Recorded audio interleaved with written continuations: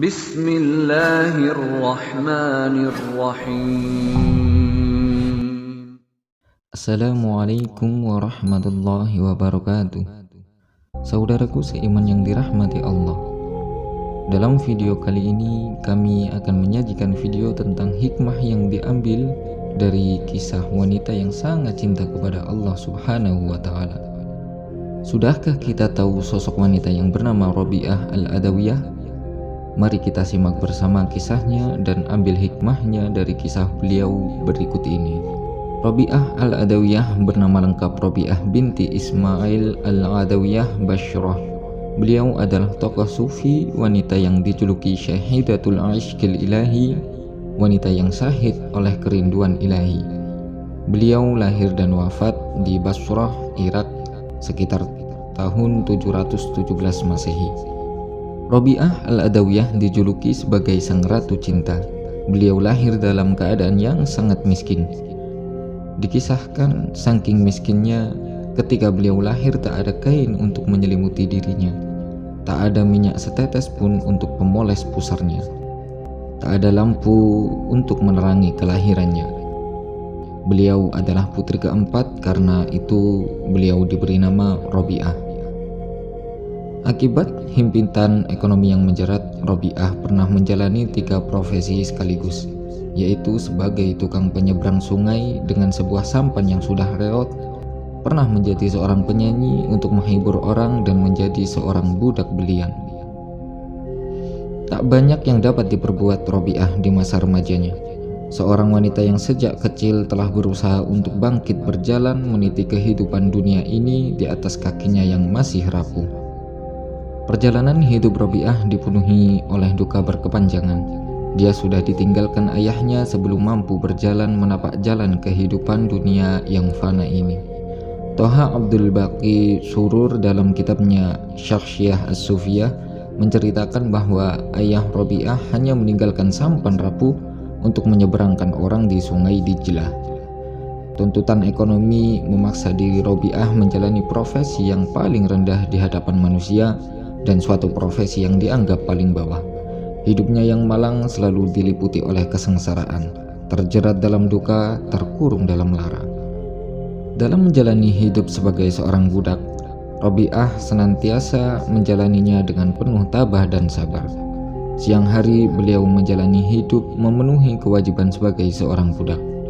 Malam hari beliau lalui hidup sebagai seorang hamba Allah.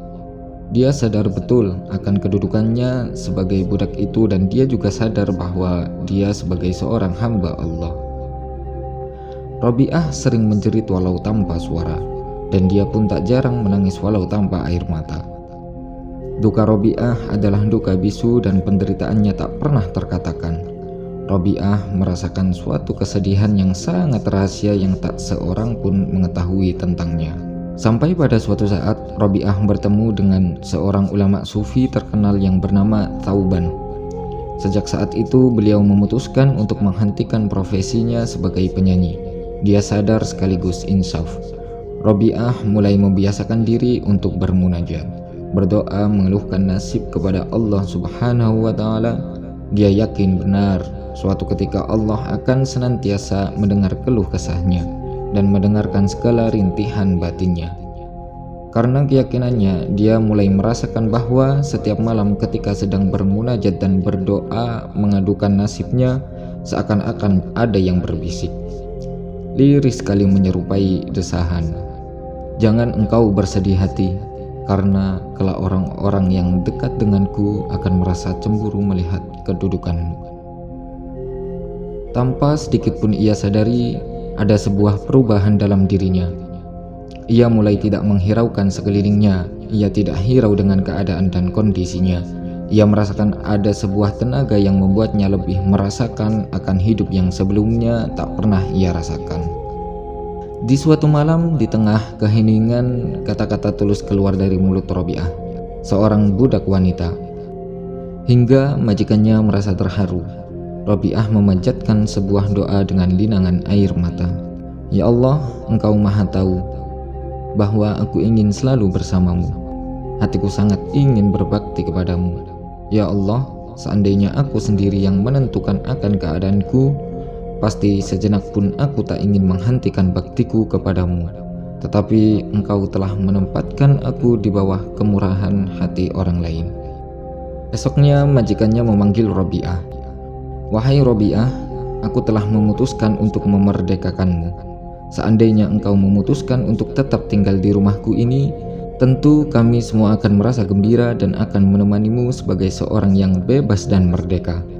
Tapi seandainya engkau mau memutuskan untuk meninggalkan rumah ini dan pergi entah kemana, maka kami hanya bisa berdoa akan keselamatanmu, dan segala permintaanmu untuk itu akan kami kabulkan, kata majikannya. Setelah dibebaskan oleh majikannya, ternyata Robi'ah lebih memilih pulang ke kampung halamannya daripada tetap di rumah majikannya itu. Dia kembali ke tempat kelahirannya untuk memulai kehidupan baru. Robi'ah memulai kehidupan zuhud, yang artinya mementingkan kehidupan akhirat yang kekal dan bernilai daripada kehidupan yang fana dan hina, serta mengabdikan hidupnya untuk beribadah kepada Allah Subhanahu wa Ta'ala, Sang Kekasih yang selama ini ia rindukan. Di masa tua, beliau sakit dan terbaring lemah.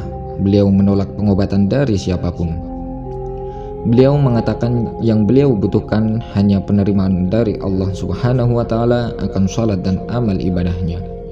Robi'ah al-Adawiyah pun wafat pada usia yang ke-86. Sepak terjang beliau sepanjang sejarah Islam ini tak terbatas pada urusan rumah tangga, tetapi juga ilmu pengetahuan, militer, bahkan dunia tasawuf. Meski tak banyak yang diabadikan dalam sejarah. Saudaraku seiman yang dirahmati Allah, semoga dari ringkasan kisah dari Robi'ah al-Adawiyah ini dapat menjadikan kita lebih ikhlas lagi dalam beribadah dan semata-mata hanya untuk mengharap ridha Allah Subhanahu wa Ta'ala. Assalamualaikum warahmatullahi wabarakatuh.